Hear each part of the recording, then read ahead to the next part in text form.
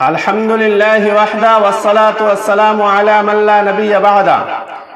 সম্মানীয় শ্রোতাবিন্দু, আমি আপনাদের সম্মুখে যে বিষয়ের উপরে আলোচনা করতে চলেছি সেই বিষয়টা হলো মৃত্যু ব্যক্তিকে কেন্দ্র করে আমাদের এই সমাজে কিছু কুসংস্কার ও কুপ্রথাকে সামনে নিয়ে।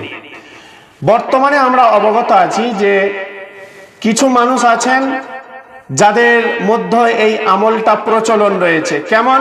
কোনো মানুষ যদি অসুস্থ হয়ে যায়, সেই অসুস্থ ব্যক্তির চারিপাশে বসে কোরআন তেলাওয়াত করা। এমনকি কোনো মানুষ যদি মুমূর্ষু অবস্থায় চলে আসে, তো সেই মুমূর্ষু ব্যক্তির পাশে চারিপাশটাতে বসে গিয়ে সূরা ইয়াসিন পাঠ করা হয়। এ ব্যাপারে একটা হাদিসও এসেছে, হাদিসটা নিতান্ত জয়ীফ হাদিস। হাদিসটা এসেছে মালিক ইবনে ইয়াসার রাদিয়াল্লাহু তাআলা আনহু হইতে বর্ণিত।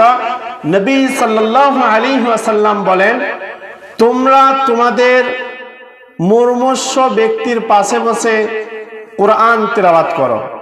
হাদিসটা রয়েছে আবু দাউদে, হাদিস নম্বর হলো 3121। এই হাদিসটা নিতান্ত জয়ীফ হাদিস, দুর্বল হাদিস। এই হাদিসটা বয়কটের হাদিস।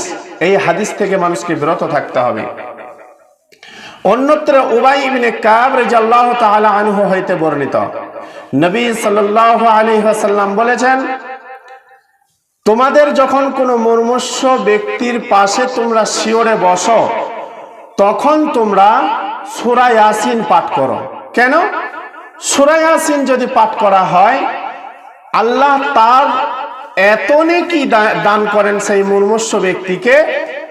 যদি 10 বার পূর্ণ কোরআনকে তিলাওয়াত করা হয়, তবুও নাকি অতটা পরিমাণ নেকি পাওয়া যায় না যতটা পরিমাণ সূরা ইয়াসিন পাঠ করলে পাওয়া যায়। অন্যত্রে আরো বর্ণনা করা হয়েছে কি, সূরা ইয়াসিন যদি কোনো মুমূর্ষু ব্যক্তির পাশে বসে পাঠ করা হয়, তাহলে আল্লাহ প্রতিটি অক্ষরের বিনিময়ে 10টি করে নেকি সেই মুমূর্ষু ব্যক্তিকে দেন, যা পূর্ণ কোরআন তিলাওয়াত করলেও নাকি পাওয়া যায় না। আরো বলা হচ্ছে এই হাদিসটাতে যে যদি কেউ সূরা ইয়াসিন পাঠ করে, আল্লাহ সুবহানাহু ওয়া তাআলা প্রতিটি অক্ষরের বিনিময়ে 10 জন করে ফেরেশতা নিয়োজিত করেন। ওই সমস্ত ফেরেশতারা কতক্ষণ থাকেন? যতক্ষণ পর্যন্ত তিনার গোসল না হয়েছে, যতক্ষণ পর্যন্ত মাইয়াতের জানাজার সালাত না হয়েছে, যতক্ষণ পর্যন্ত দাফন না করা হচ্ছে, ততক্ষণ পর্যন্ত অপেক্ষমান হয়ে থাকেন। আরো বর্ণনা করা হচ্ছে, ইয়াসিন যদি কোনো মুমূর্ষু ব্যক্তির পাশে পাঠ করা হয়, তাহলে জান্নাতের দায়িত্বশীল ফেরেশতা যতক্ষণ পর্যন্ত তিনার জন্য জান্নাতের শীতল পানীয় জল তিনাকে না পান করিয়েছেন, ততক্ষণ পর্যন্ত মালাকুল মউত অর্থাৎ আমরা আজরাইল বলে যাকে চিনি, উনি নাকি তিনার জান কবজ করতে পারেন না, তিনার আত্মা নিতে পারেন না। যখনই জান্নাতের পানি পান করে দেওয়া হয়, তিনার আত্মা অতি তৃপ্তির সহকারে বেরিয়ে চলে আসে। ওই পানির এত স্বাদ, হাউজের কাউসারও নাকি অতটা পরিমাণ স্বাদ হবে না। এই হাদিসের সিলসিলা নিতান্ত জয়ীফ। হাদিসটা রয়েছে 4336 নম্বর সিলসিলা জয়ীফ। সুতরাং এই হাদিস থেকে মানুষকে বিরত থাকতে হবে। এই যে সমাজের কুসংস্কার, কুপ্রথা, এগুলিকে বন্ধ করতে হবে, এগুলিকে বয়কট করতে হবে, এটাই চূড়ান্ত। চলুন তাহলে আমরা করব কি, আমাদের করণীয়টা কি? আল্লাহ রাসূল সাল্লাল্লাহু আলাইহি ওয়াসাল্লাম বলছেন, হাদিসে এসেছে কি, আন সাঈদুল খুদরি রাদিয়াল্লাহু তাআলা আনহু قال قال رسول الله صلى الله عليه وسلم لقنوا موتكم لا اله الا الله। তোমরা যখন তোমাদের মুমূর্ষু ব্যক্তির শিয়রে বসো, তো তোমরা কালমার তালকিন দাও, বারবার তাকে কালমা পড়াতে থাকো। সূরা ইয়াসিন বা কোরআন তিলাওয়াত করার কথা বলেনি, বলল কি নবী সাল্লাল্লাহু আলাইহি ওয়াসাল্লাম, যে তোমরা তোমাদের মুমূর্ষু ব্যক্তির পাশে বসে বারবার কালমার তালকিন দাও, কালমা পড়াও। এ ব্যাপারে আরো অন্যত্র একটা হাদিস এসেছে কি, عن معاذ بن جبل قال قال رسول الله صلى الله عليه وسلم من آخر كلامه لا إله إلا الله دخل الجنة من آخر كلامه لا إله إلا الله دخل الجنة মুআজ ইবনে জাবাল রাদিয়াল্লাহু তাআলা আনহু হইতে হাদিসটা বর্ণনা করছেন। আল্লাহ রাসূল সাল্লাল্লাহু আলাইহি ওয়াসাল্লাম বলেছেন, এই মুমূর্ষু ব্যক্তির শিয়রে বসে কালমার তালকিন দেওয়া হয়, সেই মুমূর্ষু ব্যক্তি যদি একবার কলমাটা পড়ে নেয়, তার শেষ বাক্য যদি কলমা হয়, লা ইলাহা ইল্লাল্লাহ হয়, তাহলে সে জান্নাতে যাবে নয়, জান্নাতে চলেই গেছে, জান্নাতে সে চলেই গেছে। সুতরাং 2 নম্বরে আমাদেরকে করতে হবে কি, কলমার তালকিন দিতে হবে, কোরআন তেলাওয়াত করা যাবে না। নাম্বার 3, মৃত্যু ব্যক্তিকে কেন্দ্র করে মাইকের মাধ্যমে সংবাদ দেওয়া। জি না, মৃত্যু ব্যক্তিকে কেন্দ্র করে মাইকে সংবাদ দেওয়াটা যাবে না।